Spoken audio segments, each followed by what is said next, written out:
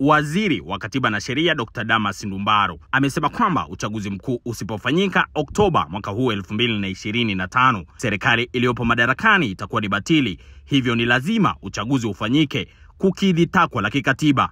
Dr. Ndumbaro ametoa kauli hiyo wakati akifungua mafunzo ya siku 3 kwa mawakili wa serikali yanayoendelea mkoani Arusha. Licha ya kuzungumzia hayo, amesema mwanasiasa anapovaa viatu vya siasa asitegemee kwamba akivunja sheria watu watamuacha kwa kuwa yeye ni mwanasiasa, hivyo anatakiwa kutambua kwamba atakuwa mhalifu kama wahalifu wengine na atachukuliwa hatua kwa mujibu wa sheria. Mwaka huu ni mwaka wa uchaguzi. Kuna mengi tutayasikia.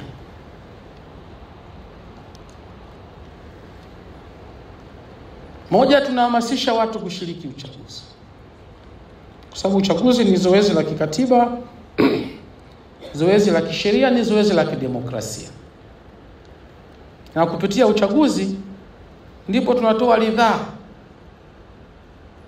kwa chama kilichoshinda kuweza kuunda serikali. Hatuna njia nyingine ya kuunda serikali isipokuwa uchaguzi.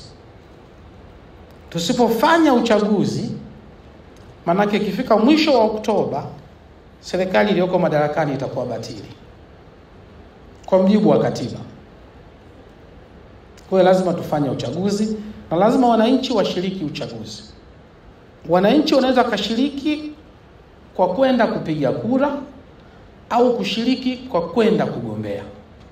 Hata nyinyi mkitaka kwenda kugombea mnaweza kwenda kugombea, ila tu onyo, msigombee Songea mjini. Pale kuna mwenyewe. Lakini katika kipindi hiki cha kampeni, mimi nimekuwa nikijiuliza swali kwamba kipindi cha kampeni hivi sheria zinakwenda likizo? Kwa sababu tunataka kuaminishwa kwamba uvunjifu wa sheria utakaotokea kipindi cha kampeni sio uvunjifu wa sheria,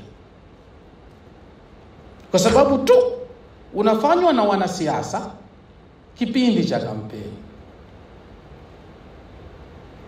Kwa uleo wangu mdogo wa sheria, tunasema kipindi cha kampeni sheria haziendi likizo. Sheria zipo, zinafanya kazi. Wanasheria wapo, wanafanya kazi.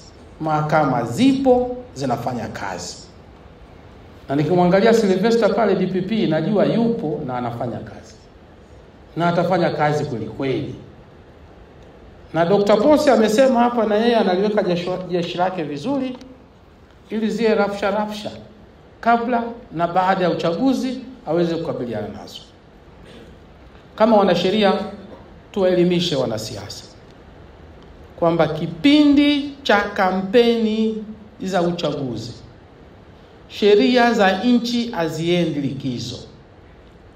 Kwa hiyo wewe mwanasiasa, unapovaa viatu vya siasa, usitegemee kwamba utavunja sheria alafu watu watakuacha kwa sababu wewe ni mwanasiasa. Hapana.